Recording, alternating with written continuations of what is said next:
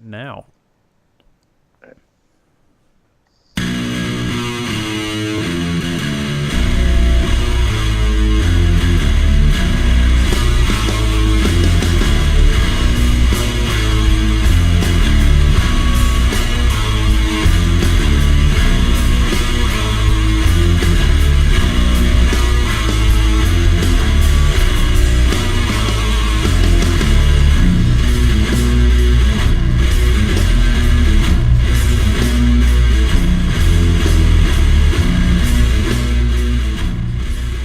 Back again, you weirdos.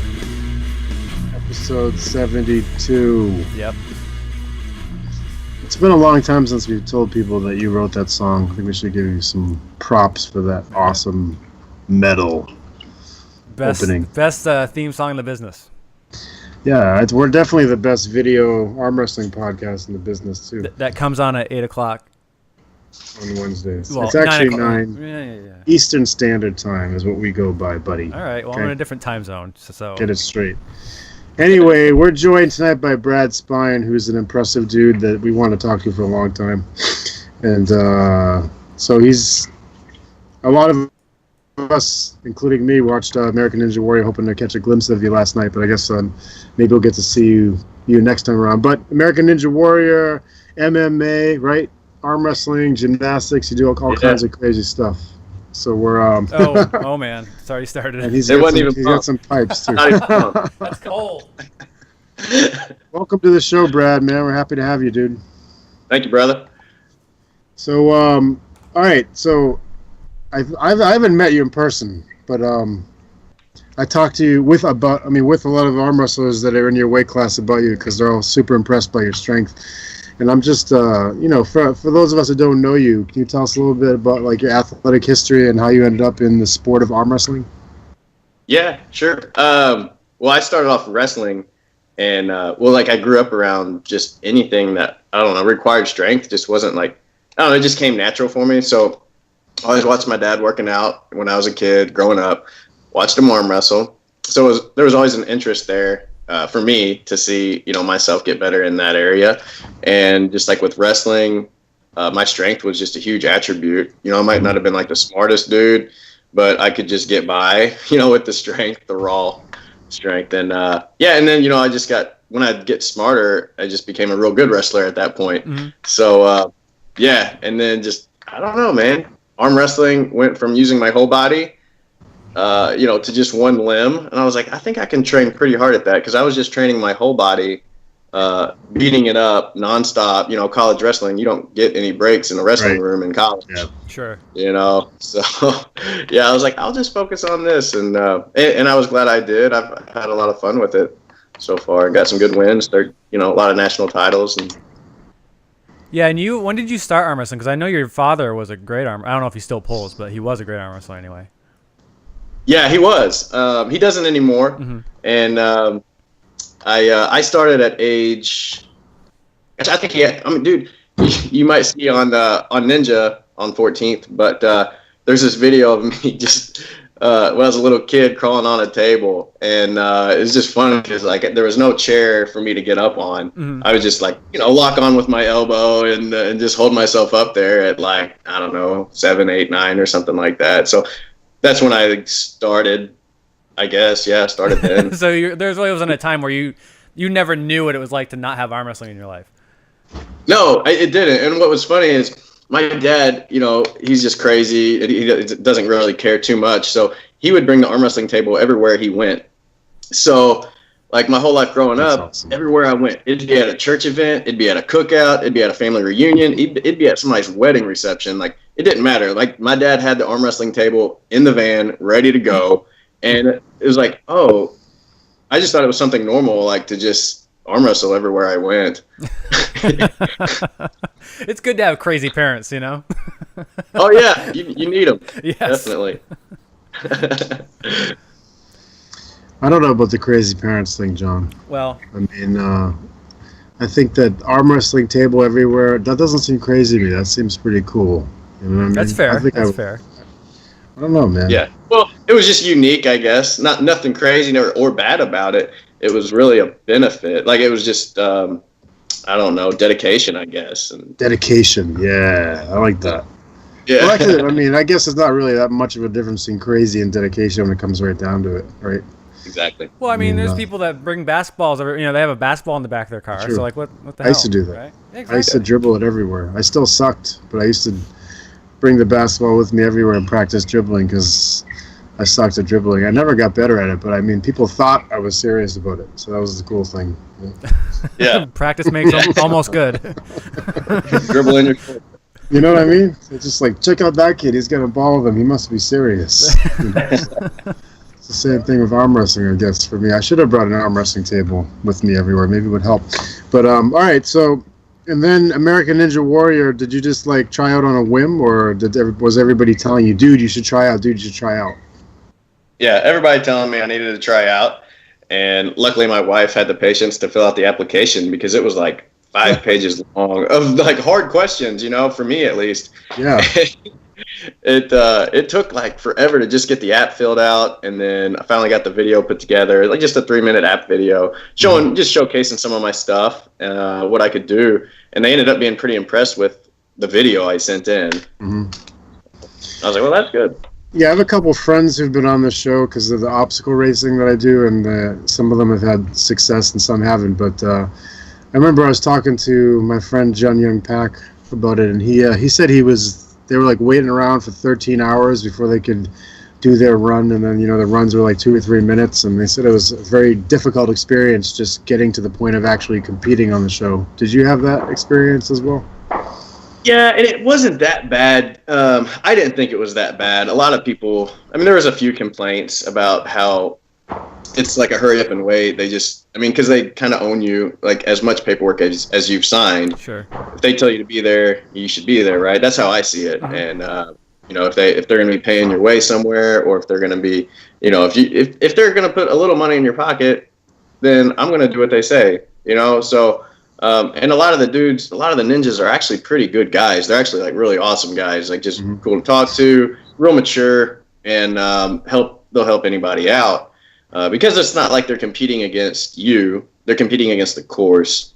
Mm-hmm. Like both of y'all are trying to beat that course, trying to kick its ass, right? Right. And I think that brings a lot of camaraderie between the ninjas. And because of the tough application process, you don't just have like normal Joes getting to where they need to be and running a course. You have dudes that you had the discipline to fill out the app, had the discipline to make a video, because that shit gets hard. Like, you're like, oh my gosh, I gotta edit this thing, or I gotta have somebody do it, and I gotta fill out this application. So and then they gotta like you. You gotta be somewhat charismatic or something, like some kind of good energy or whatever. And I don't know why they picked me, but like, like they don't want some boring dude just being just being boring, right? So they need some. They said like just give a good energy, So it just what the people they pick are just, they seem to be pretty stand up dudes from what I've seen. I think it's good for the show. Oh yeah, I think so too. First of all, I don't think they've ever had anybody who could call themselves a professional arm wrestler on the show before. So when you make it to the finals, which I'm sure you will, that's going to be a cool little piece that they can add in that'll make your story unique compared to the other people. They got tons of rock climbers on there and martial artists and that kind of stuff, but you'd be the first arm wrestler. If you chose to identify yourself as such. Right, they do. They like the unique. Of course, they like a little story.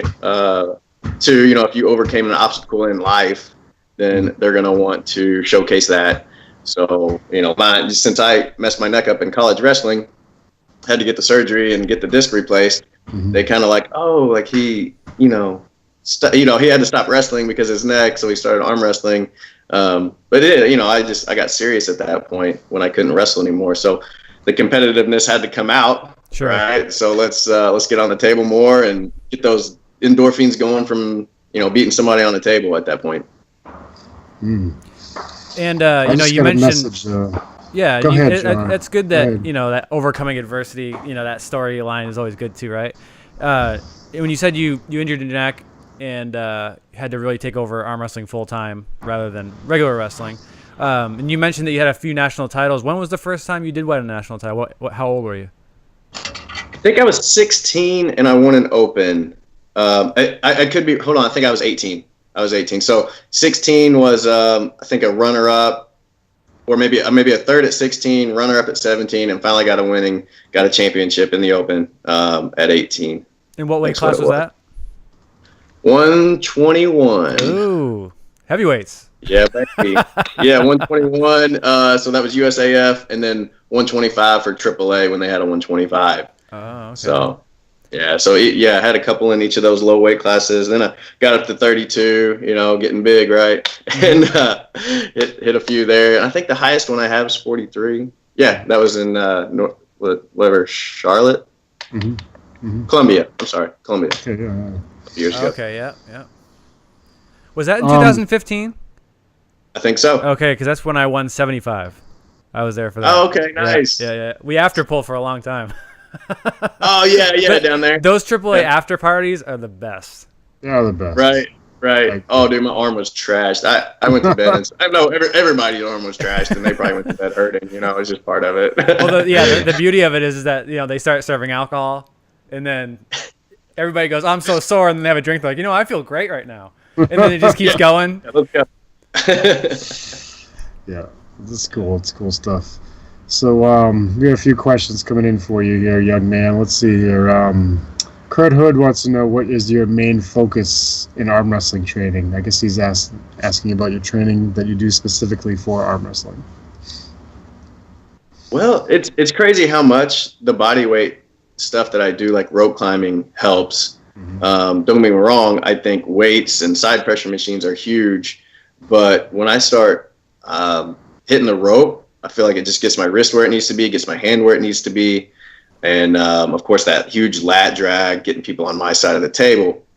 And you can climb a rope with your feet. Like, if you're a bigger dude, like, you're still getting stronger if you're using your feet. Not a big deal. Mm-hmm.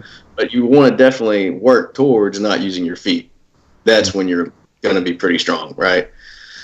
Side pressure was huge. Always worked the machine a lot. And fat grips.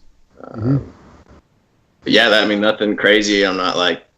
Well, the body weight stuff that you just mentioned briefly, I think that's why I like climbing so much. I feel like it's an undervalued exercise. And actually, Chris Gobby and I were just talking about peg boards. He got one installed at his house, and I have one at my house. And that's body weight.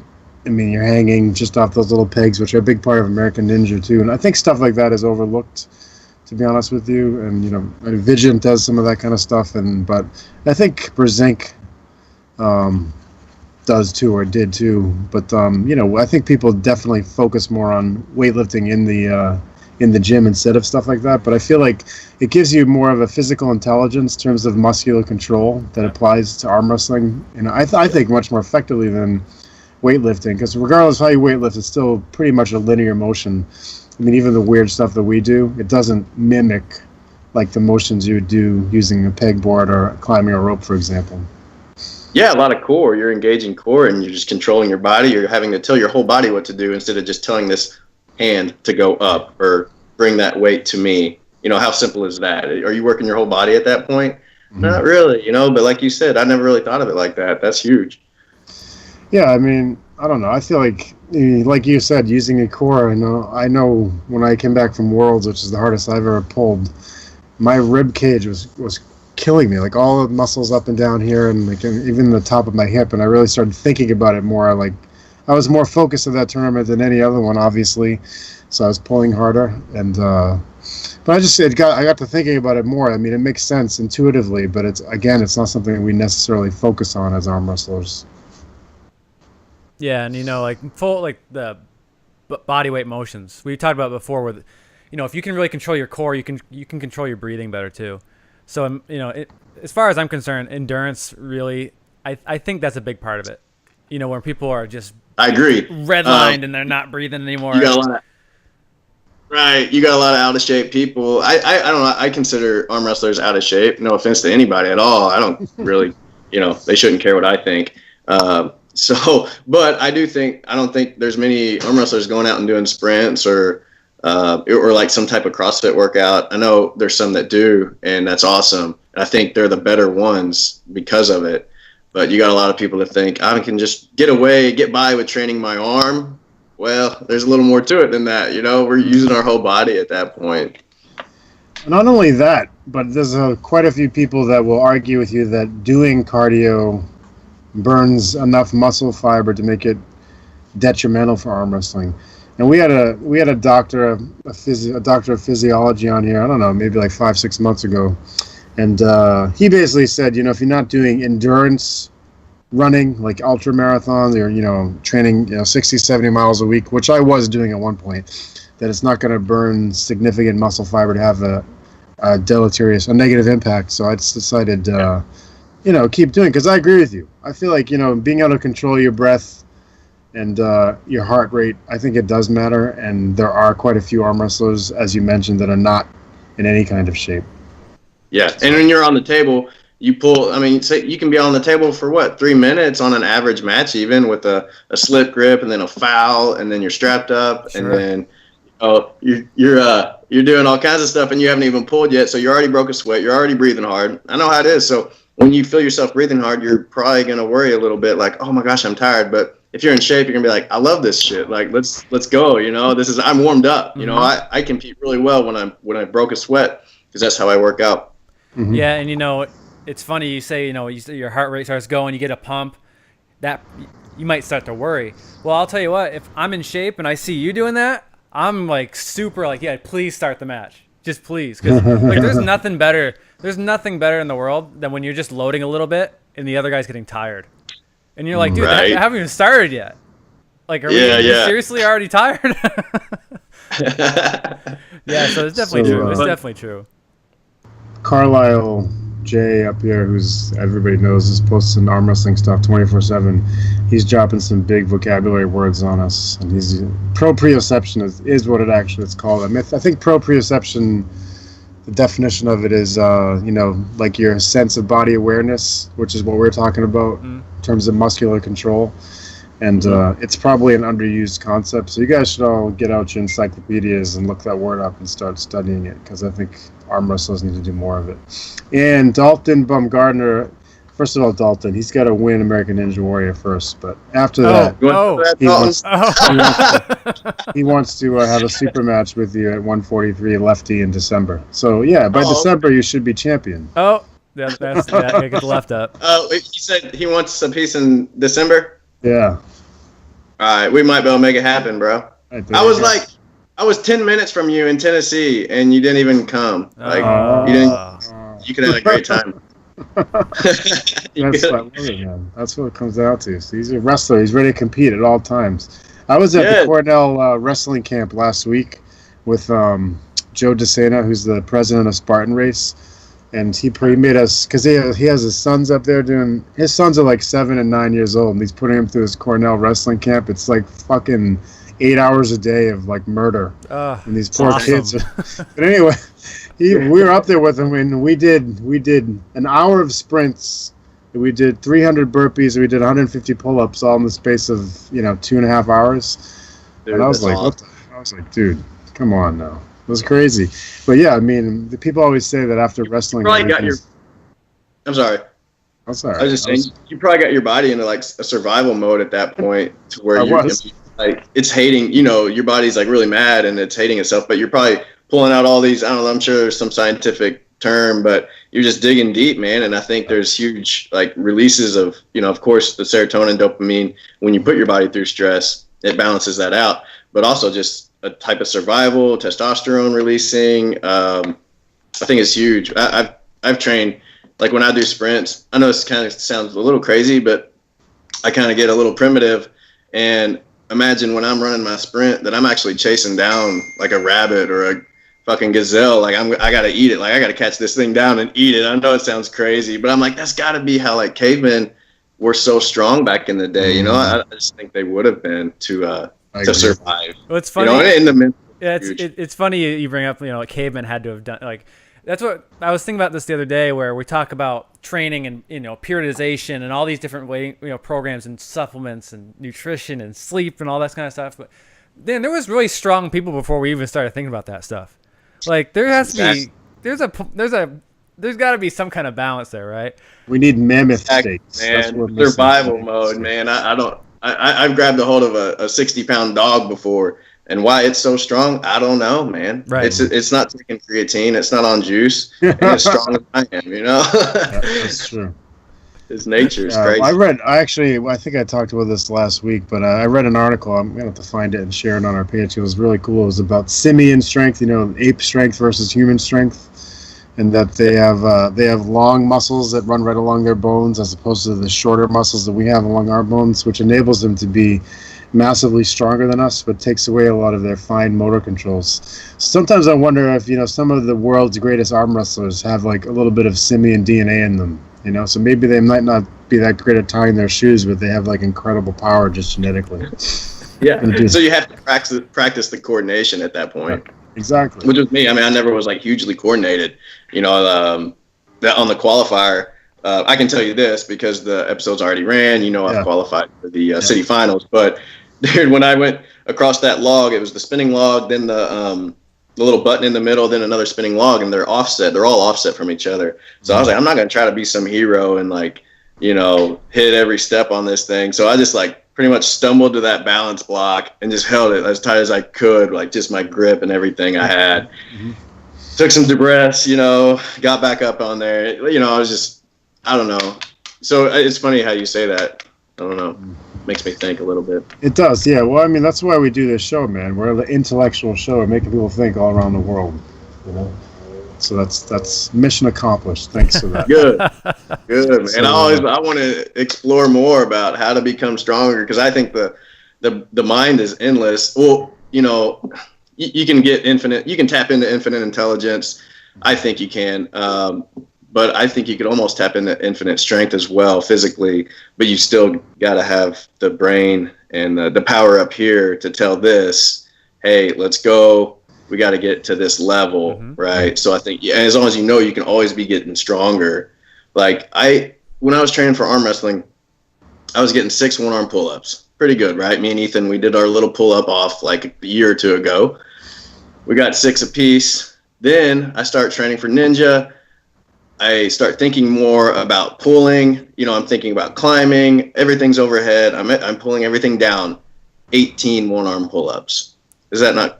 It just blew my mind. I was like, how did I get 3 times stronger in my 30s?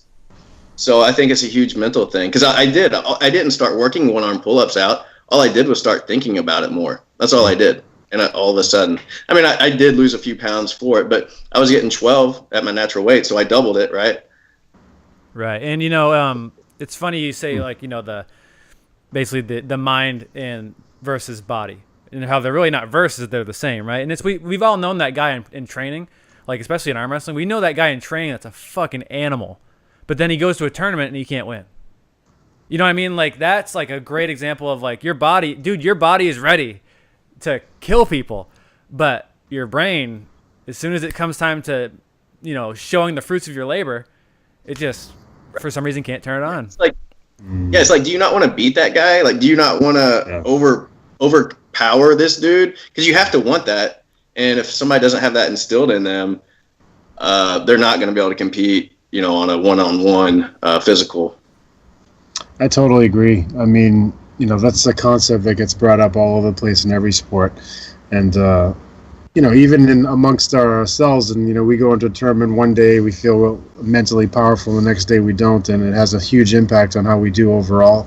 And that's true of it, every athlete in the world. And the people that are able to, as you said, tap into it, the infinite reserve. You think of Michael Jordan when he had the flu, when he went out and did an incredible game and ended up winning the championship again, even though he basically had to be helped off the court at the end of it. And there's a lot of stories like that. So it's true that there's something that you tap into that if you can access it, and maybe it does require, like you said, just more thinking about specific things or a different kind of training. I don't know, but we should figure that out on this show because if we do, we'd all be billionaires for sure. Right. I'll recommend it, but you gave me goosebumps, man. Tell me about Michael Jordan doing that. I just love stories like that. Just those overcoming obstacle stories brings tears to my eyes really quick. I feel am I a bitch? No, I just think I'm really emotionally. Dude, if I watch a TV commercial about a father and a son, I cry every time. So I mean, I've never cried in my life. Just want to put it out there. Yeah, Emotion, okay, sure, right? sure, yeah. But, Let's put on Old I Yeller. I'm gonna watch Old Yeller with you one day. See if you don't cry at the end. Okay, Liar. whatever. So Chris Gabi has a question for you, Brad, which is a good question, I think. And I don't know if you met Jessie Graff, but he's curious about how impressive she is as an overall athlete. And he also says that he finds, what she has been able to do unbelievable. She has more willpower than 99% of the men. And I agree with him because a lot of those obstacles are almost impossible for women just right off the bat. So being able to find a level of success on there, never mind height-wise, but just in the reliance on upper body. And as we know, the genetic differences between men and women in that area, what she's done is all the more impressive. Yeah. So Jessie Graff is really impressive. And I don't know how or why, but she seems just as strong as a guy. And I don't know, she might be one of those types with like, what are guys, XY? Or yes, XY. We're XY. We're XY. So, I mean, there's some elite girl athletes that are XY for some reason. They still have a vagina. They still are a woman, but they still have that chromosome. Mm-hmm. And then there's another thing where chicks can actually produce testosterone and still be a girl, but they still have just an abnormally amount of testosterone. Mm-hmm. I think she may have that. She's just so strong, the way she's built, the way her back, how ripped she is. I'm sure she's on an awesome diet. But, dude, I was on an awesome diet, too, and our backs didn't look much different. Mm-hmm. And she's a girl, right? Mm-hmm, sure. And she's doing some awesome stuff, very impressive. And you said this is on YouTube or whatever? Yeah. Okay, just checking. Yeah. And I was at the LA Fit Expo in January, and right beside the arm wrestling booth was the American Ninja booth, and Jessie Graff was there. Yeah. And I don't know if you guys have ever watched hockey on TV and then seen hockey in real life, but you don't really realize until you see it in real life how fast and how much energy is really going into these, when they hit and all that kind of stuff. These guys are moving you can't believe how fast they're going, right? I felt the same way watching her climb a rope. I watched it on a video. I'm like, yeah, she's really good at climbing a rope. Okay. And then I see it in real life. I'm like, holy shit. She could she could basically throw herself up a rope. It's not climbing. Yeah. It's insane. No, it's nuts. It is nuts. Yeah, it's super impressive. So I'm sure she trains hard. She trains hard too.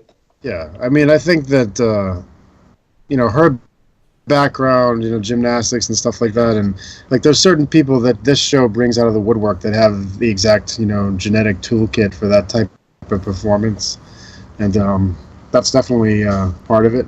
And you might be right. I mean, I've posted a bunch of stuff about that biologically, all the different variations there are amongst male and females that explain some of the physical attributes that people have, because everyone immediately jumps to steroids and stuff like that, but there's a lot of other explanations for differences in male and female strength levels and stuff like that, because we all know guys that are extremely weak.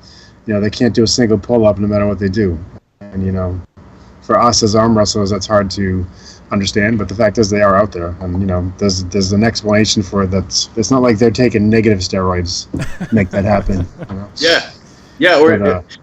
And diet's huge. You got a lot of normal people that the crap they eat is just killing them, and it just shows really fast when somebody's diet's strong. They're eating good, fats and proteins, and not eating that sugary crap, because once you eat that, then your body's like, oh, let's feed off these quick carbs instead of, let me just hide this Coke real quick. I'm going to just put this Coke back here where you can't see it. But, I always think of Usain Bolt when people tell that story, because I remember he won, 3 gold medals at his last Olympics, and he was writing to people that he ate nothing except McDonald's chicken nuggets the entire time he was there. That was his only meal. Crazy. And Rich Froning's favorite place is McDonald's. I know. It's just crazy, right? Yeah, it's awesome. The sports gene, if you're into that type of background, man, look up the Sports Gene. It was on Audible. Yeah. I don't know how to read real well, so I just download all my books on Audible and listen to it in the car, man. Plus, it saves time. So, Yeah. I will look it up for Which sure. seems pretty cool. That's where it talked about the XY and just the amounts of testosterone, because that's what makes you strong. Like, we all know that. Mm-hmm. And if there's any natural way you can up it, or artificially, like a lot of people, in the arm wrestling world do. You don't say. Yeah, no. It's It's never happened. It definitely works, but you can do it naturally, man. That's the cool part. Yeah. There's a couple people agreeing with down here. Paul Lynn, who's was also just talking about Michael Jordan on here, said diet 60 to 7% of the success associated with the grind, and it's by far harder than training. And that's true. It is hard. I do to believe, eat well. yeah, that is true. Yeah, I mean that's absolutely true. So Paul Lynn also is curious if you have, if you think there's things specifically that are applicable both to training for American Ninja Warrior and arm wrestling. I know you covered it a little bit, but do you feel like, now that you've trained specifically for both sports, are there certain things that you think you would then recommend arm wrestlers should do that maybe we haven't really? It's not like a typical arm wrestling exercise. I mean, the pull-ups are huge. That's going to help both. And the hand strength is, right. And you got to work the antagonistic too, because I was on a practice session, like one of the first little courses I started, like it actually went to a ninja gym. They set me up through this course. I'm like, all right, I'm going to smoke it. And about 5 minutes in, which was a really good time, I couldn't open my hand. So there I was, like, I really want to climb that rope, and I can squeeze it, but I can't release it to get another grab. So definitely you got to work that antagonistic, fast twitch, and everything when it's tired too. But back to the question, the climbing was huge because, of course, seeing all these climbers do well, that's what I'm going to start doing, right? So I start rock climbing. I swear for 2 weeks, my forearms were the sorest they'd ever been. Mm-hmm. And I work my forearms out. I work my hand. I do pull-ups. But why all of a sudden am I getting sore? And why, it made me stronger too. Just doing it, just different body motion, like you said, working your body. So I think rock climbing's probably going to be a really good one. And it's fun. It doesn't feel like a workout. You go to the local gym with some guys or gals and enjoy the show, and it's kind of enjoyable at that point. It doesn't feel like a grind.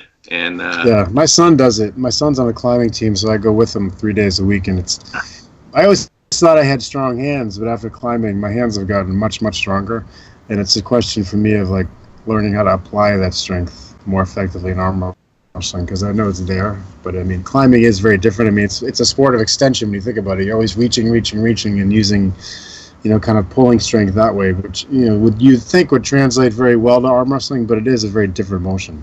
Mm-hmm. Yeah. Whereas for American Ninja Warrior, it's freaking perfect. So I mean that explains why. I mean so many of the the obstacles are not only grip but like fingertip grip, just like you use in rock climbing. So it's a very clear connection in that sense.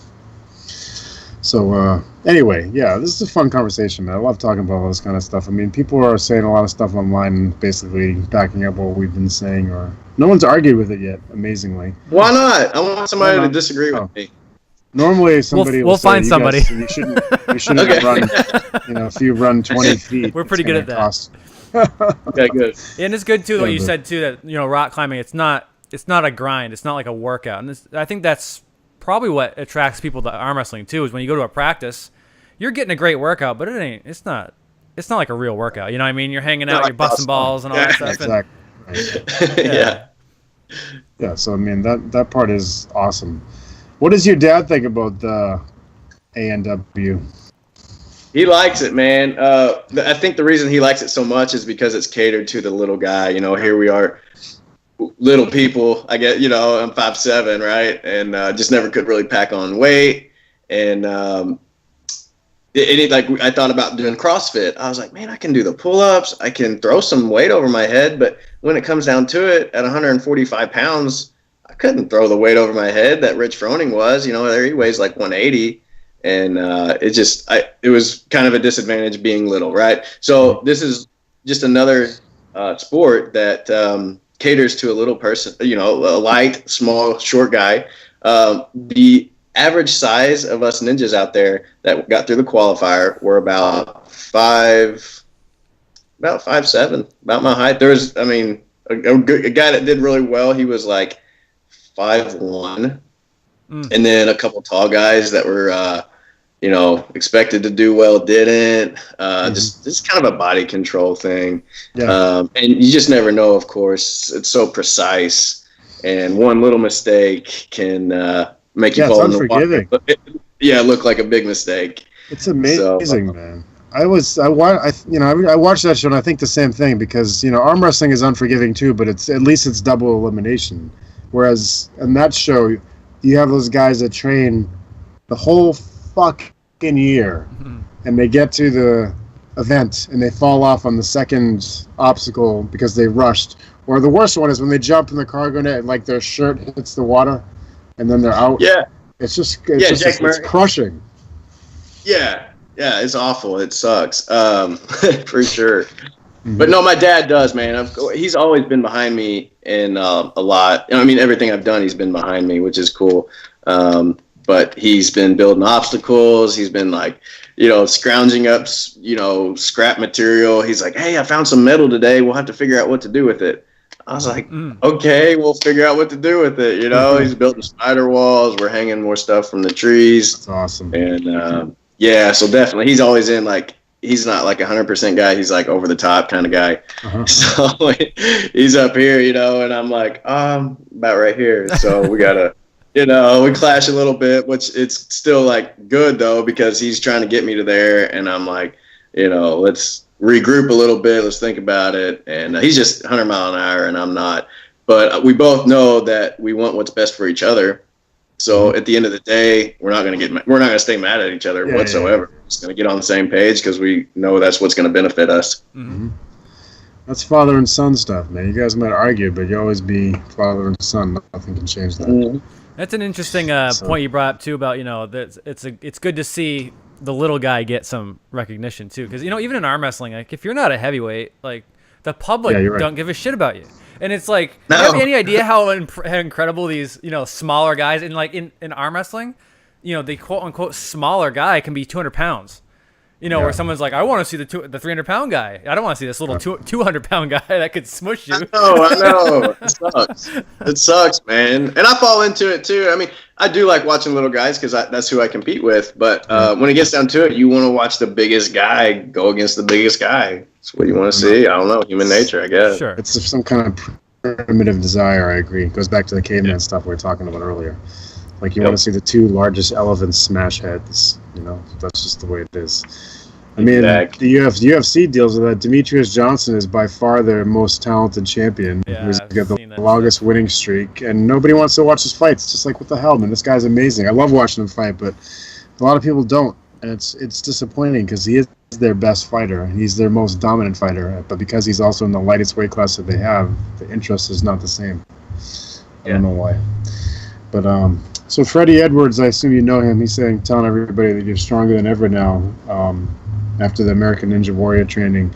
So say that, you do well and you go far. I mean, even if you don't win, but if you, make it to the mountain and such, and, if you have a good showing there, do you think that you're going to still be focusing on arm wrestling at all, or do you think you will transition for a while just to Ninja Warrior training?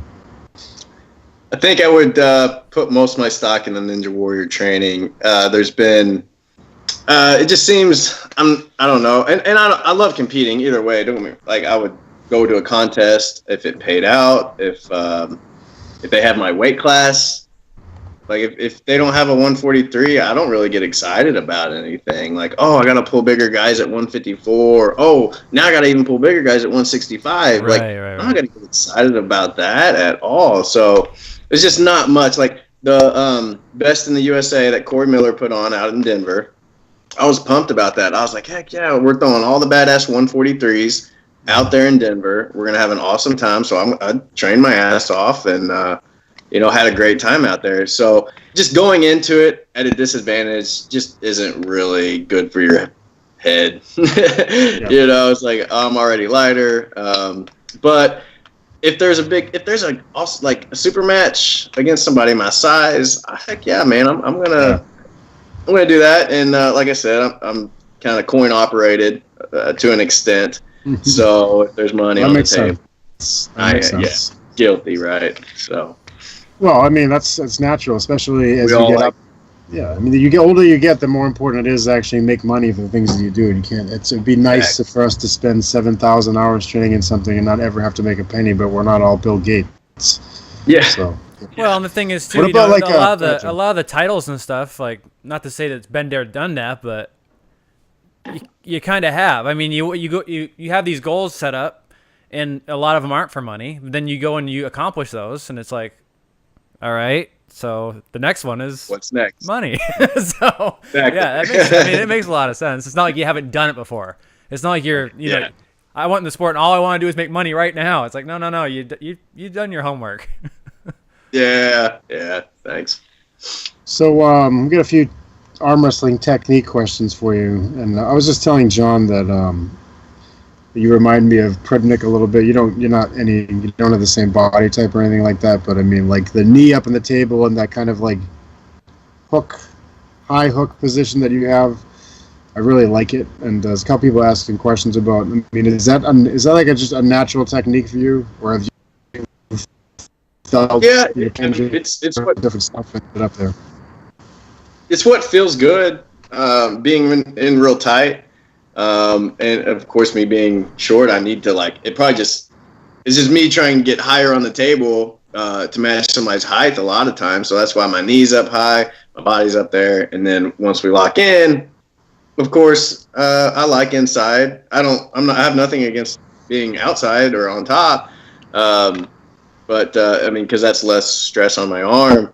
But usually, like, you know what they say in fighting, when you get hit in the face, or like a wrestler, if they get hit in the face, they're gonna take a shot, right? Mm-hmm. So with me, it's like, oh, we're struggling, I'm gonna go inside. Mm-hmm. That's just I don't know that's just how I grew up doing it with the guys, but it's always been kind of a sweet spot for me to where, like, if I get beat there, that's awesome. Like, kudos, because you got me in my spot. Yeah. I'll give it all to you. So I'd much rather lose in a hook than lose outside. So that's probably why I go there.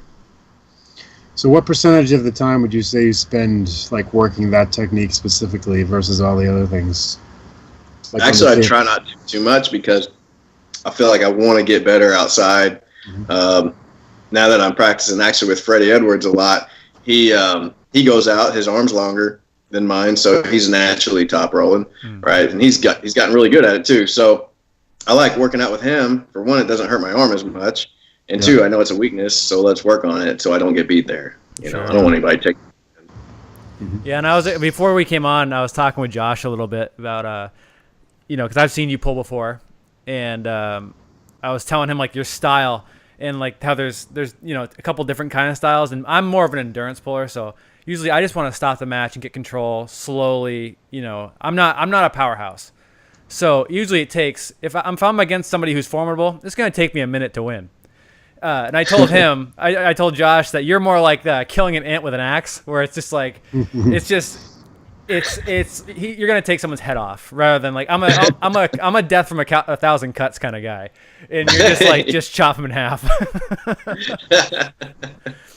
yeah, you know. But I mean, sometimes you have to, man. Yeah, you do. They're both very, especially if somebody's talking a little trash, man. You just want to tear their arm off. That always helps. That always helps. It does help.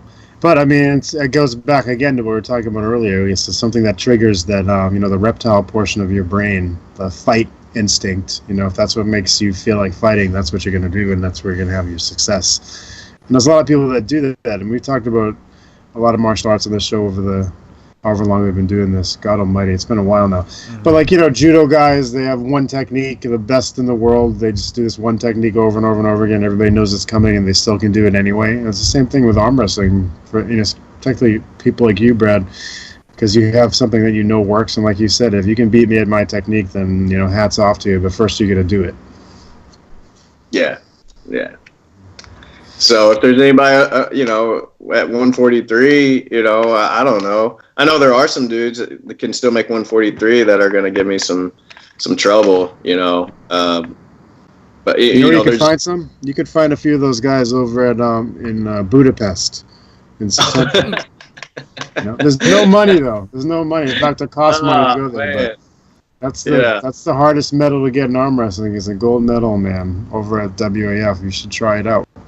You know? Yeah, I don't know, man. Just as strong as I've been feeling lately, it's tempting, and also because I stopped arm wrestling, of course, to focus on ninja. Yeah. And it was hard because I still have arm wrestlers that go over to Dad's house where, I'm working out at Dad's house. I got to just go outside. I got to get away from them because they're arm wrestling. Yeah. And I'm like, oh, it looks really fun, but I can't. So that's one reason I got stronger is because actually I took the time to heal. And I wouldn't have if I wasn't training for ninja. So at least I directed myself somewhere else, get my mind off of that. Then now my elbows feel awesome, right. And that's one reason I feel really strong right now. So I'm definitely tempted to maybe do a Worlds again. I've done 2. I think I got a sixth place, and I don't know, man. Maybe cut down to 132. I feel like it was in reach. I competed at Ninja at like 137, to be really light, but it was a hydrated 137. So how hard would it be? Totally do it. 5 more pounds. Yeah. Oh, yeah. So did you get to pull Roman when you were over there at all? Nah. Yeah, I mean, I think that would be fun. He makes 143, and I think he's 40. He's like 43 or 44 years old now, but he's still so incredibly dominant. Roman Sigliani? Yeah, he goes by Jambuli now, but I still call him Roman. The guy that got in trouble or something? That's the guy. Yep, that's the guy. Okay. So I don't know, whatever trouble he got in resulted in him changing his name, but he's still Roman to me. So he'll always be Roman to arm wrestlers. But dude, especially the kind of numbers you're putting up with them. I mean, I don't know if there's, I talked to Norm Devio about this, and he was a 143 guy for a long time. I don't know, he's 150 now, and he's also 77 years old, but he can still do a 1-arm pull-up. And he told me he thinks it has absolutely nothing to do with arm wrestling or arm wrestling strength. But I don't think that's really true. I feel like, it's very, usually the guys that can do a dead hang 1-arm pull-up are pretty goddamn dominant in the sport. Yeah, you're right. I think it's huge. Yeah. Well, Norm is 77, so when he loses, he's like, see, the 1-arm pull-up doesn't mean anything, man. I can't beat these guys. It's like Norm, you're 77 years old, man. These guys are like 19, It's like at some point. I pulled him when I was, I think, mid-20s. Yeah. And dude got locked in on my strength and right inside. Felt great, but I couldn't move him. He just wouldn't budge. So he's a freak. Like, I don't have any wins on the guy, and he's got wins on me. So it's a bad dude. Yeah, he is something. The only way to beat Norm is to flash him. If you don't flash him, you're not going to win. It's simple as that. Yeah, and this 77-year-old man who is, like you said, you got in your spot and you couldn't pin him. For the most part, he's outlasting everybody. Like you said, if you don't pin him, it's done. And that's just right. He's just the man. Well, for the longest time, he had a routine every single day: 500 push-ups, 500 dips every day, and he does only 50 now. So he's still doing 50 of those a day every single day. But for a long time, it was 500, and over the course of a few decades, his endurance is completely untouchable. His age is totally meaningless in that one category. It's incredible. Some people do it like the bone lock, Crazy George and Michael Todd and stuff like that, but Norm just has a completely unlimited gas tank when it comes to endurance. Crazy. Yeah, he is really an example of just, if you just do it every day, good things happen. Norm is the guy who has, like, he's told me, he's like, I've never finished a beer. I drink milk. I drink water. And it's just like, he goes, I've done that for 70 years, and this is what you get. And it's like, Did you all interview him? Did you all interview him? No, he won't come on, man. He won't come on. Listen to this. So ESPN wanted to do a 30 for 30 special on him. He said no. And he was invited on America's Got Talent, and he said no. And he was finally interviewed by the New York Times, but it was only because one guy said he was an intern and he was doing a project for school and showed up and interviewed him. It turned out he was an intern for the New York Times and ended up getting put in the New York Times with all these cool pictures. But he had to pretend that he was like nobody. And that was the only way he got into the house to interview him. Oh my gosh. He's super camera shy. And I know him, like, I've known him for 40 fucking years. You know what I mean? Or 30 years anyway. But he won't do it.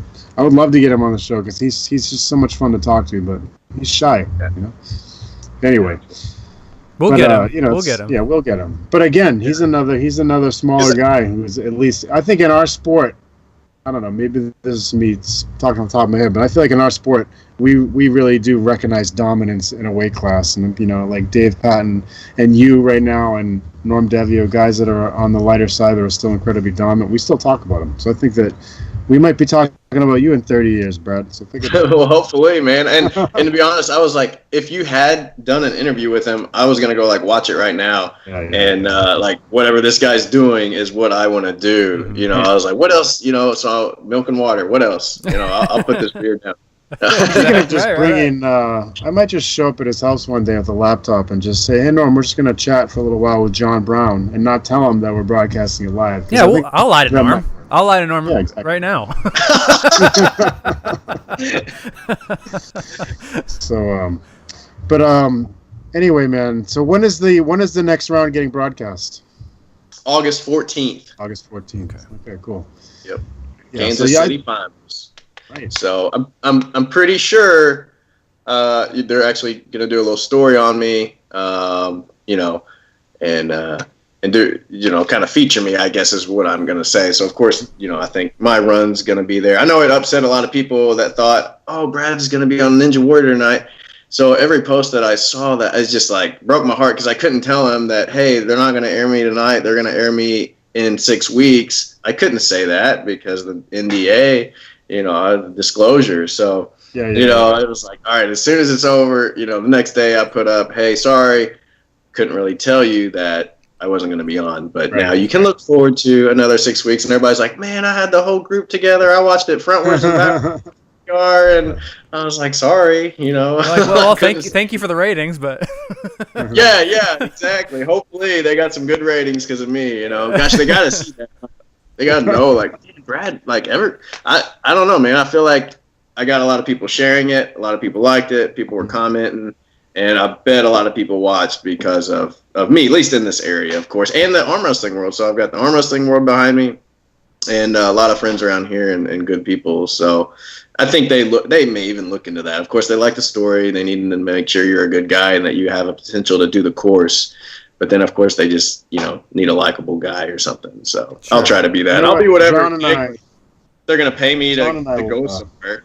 I'll do whatever to get paid. You know that. We get a lot of, you know, everybody knows who we are, man. So John and I are just going to call up American Ninja Warrior and say, hey, guys, listen. Yeah, we'll vouch for you. Take care of it. Don't worry about it. Yeah. All set. All right. I got a bunch more questions that came in while I was just wasting time talking about Norm and everything. Well, here's a good one. I should know the answer to this question, but I don't. Have you arm wrestled Vazgen? Yeah, he beat me right-handed at the Arnold's 2012. I think I was just looking through pictures. Maybe 13. Maybe in 13. And then actually I pulled him back. We got deep inside. He had me over. I pulled him back to middle. I started pulling him back to my side, and then he elbow fouls. And Chris Chandler, the ref at the time, said, that's neutral. And I was like, oh, okay. So he got me on a hit. And then I thought, next year I'm going to get this guy. I'm going to get him. So I'm like heavier. I'm stronger. Mm-hmm. Then he whacks me. I was like, damn, dude. I guess I wasn't stronger. So I don't know. It just could have been a timing thing, a hit. But yeah, he's got me right-handed, but I do have a win on him left, which I know is not like a big deal or whatever. But it still felt good to beat a guy I couldn't beat. Oh, yeah. It still counts. Sure. It still counts for sure. Vazgen's a technician, too. He probably just studied you and found a little hole that he could exploit because that's the kind of stuff he does. You know who else does that is John Brown. So you'll watch out for him, too. Yeah. Future. Paul Lynn is curious about what your diet looks like in general, particularly prepping for Ninja.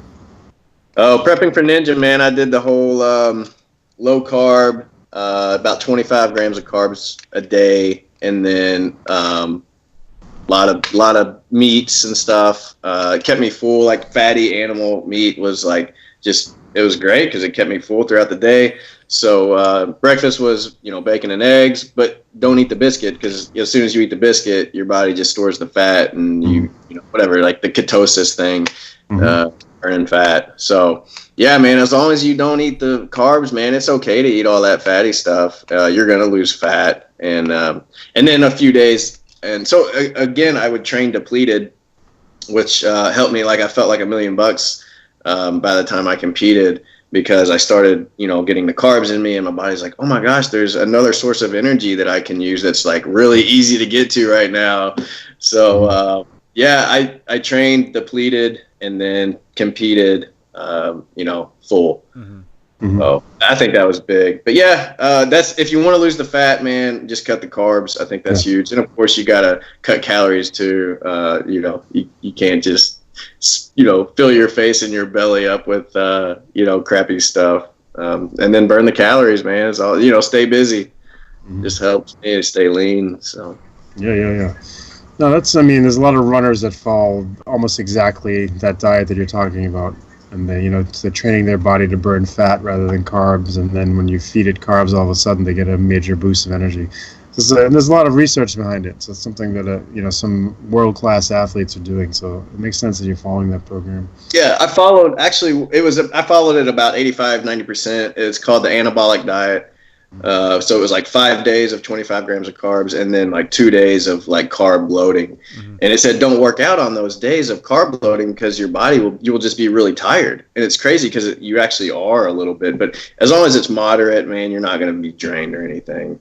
But yeah, the anabolic diet was huge. That's what they said was going to replace. It's what replaces drug use. And I snapped a selfie out there when I was pretty ripped up, man. I was like, dude, I look like I'm on juice. Like this looks like a picture of a dude that does juice, right?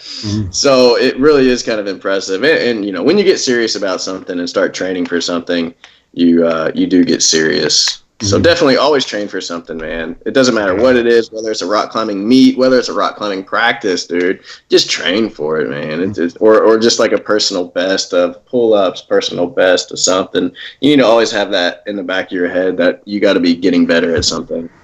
Yeah, I think the most important part of that whole thing was when you said, keep busy, train. I think people have a skewed idea of what hard training really, is. And I think that's probably like that with a lot of things in people's lives. But, I think if you took around a camera with you 24 hours a day for a week, there'd be people that are half surprised, like, oh my God, that's what training looks like? That's crazy. I'm not doing that at all. And then the other half would be like, okay, all right, I'm doing the right things. You know what I mean? Like, there are some people who are like, I train so hard. I train super hard. And then if you took a camera on, they're like, dude, you train 3 days a week and it's like one hard day maybe? Like, you're not training hard. Yeah. I always feel like when people are saying that, they're trying to convince themselves that they're training hard. It's like, That's true. It's like looking in the mirror and saying, I'm really handsome. You can do this, and that kind of stuff. Yeah. But the reality is you could be doing a shitload more than you are. And it comes out in the results. So that's how it is. Corey Dupuis, who's a member of Granite Arms up in New Hampshire, wants to know if you think that arm wrestlers have a advantage in Ninja Warrior over people like rock climbers who are always getting the credit. Man, I don't think so.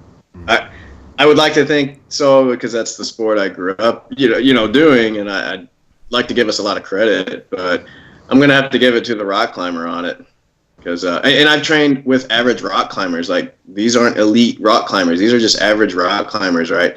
And I can't hang on the wall as long as they are hanging on the wall. Like, we'll do like a little, what do you call it? Like a little sprint run or whatever. Not sprint run, but suicides.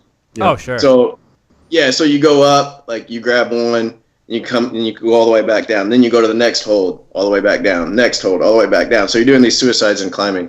And I was like, these are average dudes and I can't hang with them.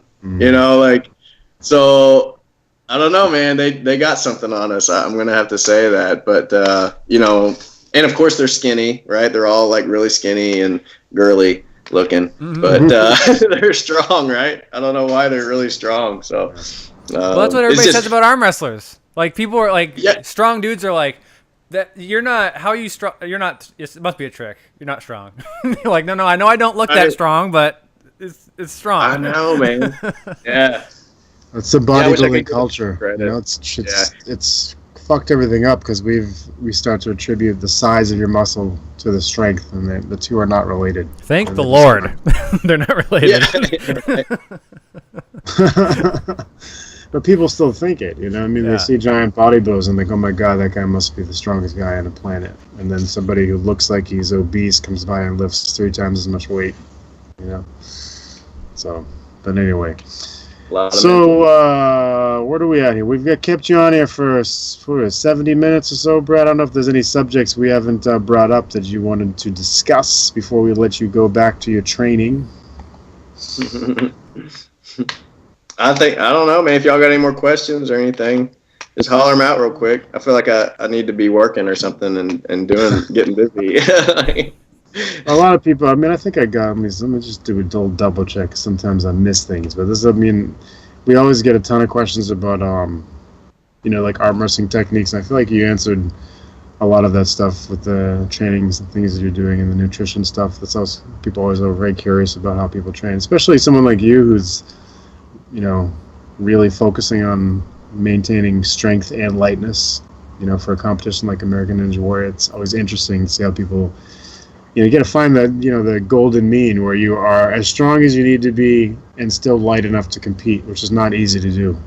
And I think it's something like American Ninja Warrior. It's still a science people are trying to figure out because it's still a relatively new sport here in the United States, even though it's been going on in Japan for whatever, 10 years longer. But here, we're still figuring it out. And, you know, what you're doing, I think, is what a lot of people are doing, but it's going to be interesting to see how that sport evolves over the next 10 years. Yeah. I think it's going to explode. Well, I mean, it's already exploded, but I think it'll only get more popular. I feel like everybody I talk to says, "Oh, we love that show," and it's so family oriented too. Of course, the parents love when their kids watch it and they see people overcoming things. So, of course, the parents like it, the kids like it. Now it's starting to become something that kids want to train for. Y'all know this guy right there, Doug Allen. Oh, what's up, Doug? What's up, dude? Should come on here too, man. We could be interviewing him too. In the house sometimes, man. We got plenty of questions for you too, Doug. We'll keep you guys busy all night. Yeah, you know, come on. I can come up with 100 questions for Doug right now. Right? Easy. No, we just we got a house. Actually, we got a house for him down here, and we're gonna start doing the remodeling, and he's gonna run a lot of remodel jobs for me. So very cool. And then I'm gonna concentrate on the flips. Mm-hmm. Sweet. Very cool, man. Heck yeah, man. Dude, this has been a lot of fun, Brad. I'm glad you came on with us, man, and I wish you all the best success, and I hope you win the whole goddamn thing. And we'd love to have you on and talk to you again sometime in the near future and just keep on rapping. Awesome, man. Always good to learn, man. I appreciate the knowledge y'all dropped on me, too. So Likewise, dude. Thanks, man. Have a great night, man. We'll see you soon. Good night. Peace. Take care.